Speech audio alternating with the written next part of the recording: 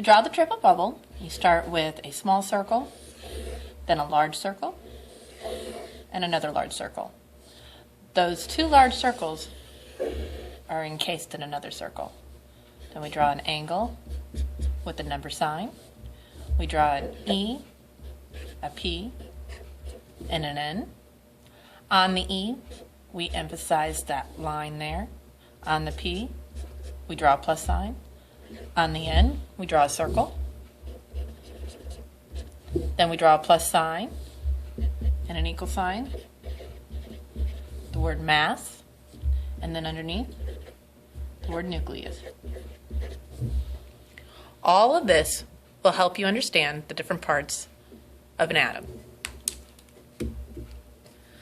The reason why we have the line here on the E is because electrons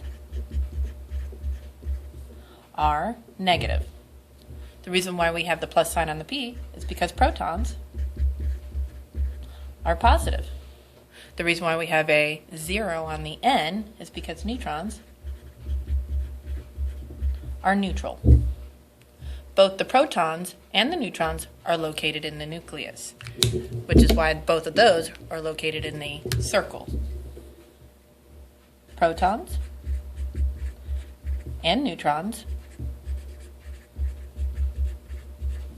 are in the nucleus.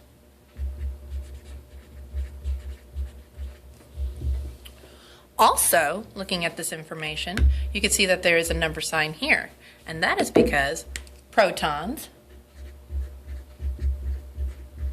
and electrons will always have the same number. You can look at the atomic number to find out how many electrons there are, and you can look at the atomic number to know how many protons there are. The last part of this is finding out how many neutrons there are. While looking at this information, you could take the protons plus the neutrons, and that'll equal the mass. If you don't have the neutrons, you only have the atomic number, then you take the total mass and you subtract the protons. And that'll show you how many neutrons are left. This works because protons and neutrons have the same mass. That is why they are drawn the same size. Protons and neutrons have the same mass.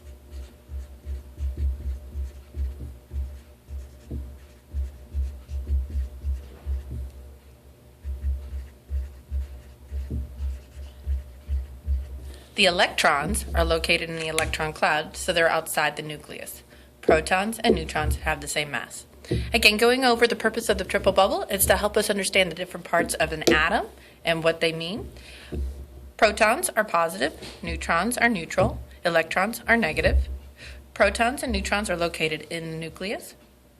When you take this number here, it means that protons and electrons will have the same number, and we can see that in the atomic number. When you take the mass and you subtract the protons, it leaves you with how many neutrons there are, because when you add protons plus the neutrons, that equals the mass. Protons and neutrons have the same mass, that's why they're both the same size. Electrons have less mass, they're lighter. Hopefully that'll help you understand atoms and their structure. Thank you.